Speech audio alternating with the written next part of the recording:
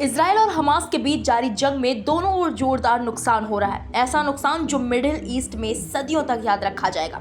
हालांकि ये जंग हमास ने शुरू की, लेकिन इसका नुकसान झेलना पड़ रहा है दोनों ओर के मासूम लोगों को, जिन्हें सिर्फ अमन चाहिए था। हमास ने इजराइल पर जो हमला किया, वो हमला इस सदी का सबसे बड़ा हमला बताया जा रहा है। अब इतना बड़ा हमला है तो काउंटर अटैक होना ही था, सो हुआ भी, और काउंटर ऐसा जिसने हमास समेत पूरी गाजा पट्टी को अपने आगोश में ले लिया।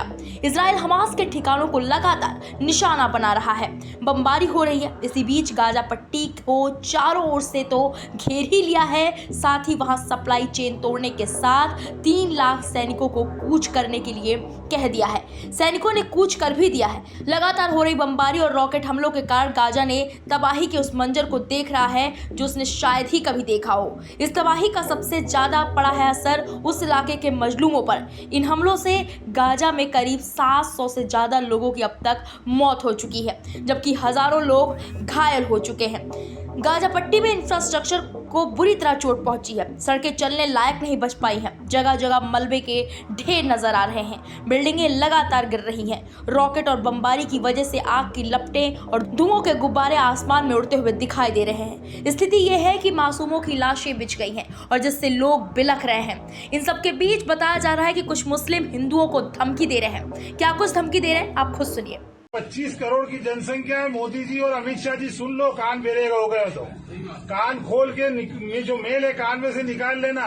वो 5 लाख थे, अब 5 करोड़ के अब जनसंख्या कुर्बानी देगी, और वो कुर्बानी ऐसी कुर्बानी होगी कि भारत का पूरा संविधान पलट दिया जाएगा। जो बाबा भीमराव अम्बेडकर ने लिखा था, नया इतिहास लिखा जाएगा।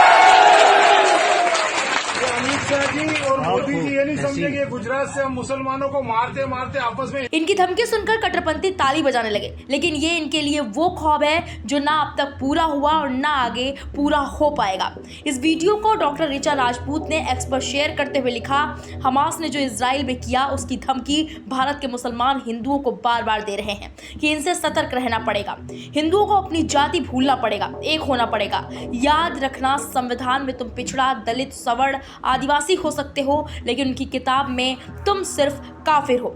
इस शख्स की धमकी और ऋचा की बात से आप कितना सहमत हैं, हमें कमेंट बॉक्स में जाकर जरूर बताएं।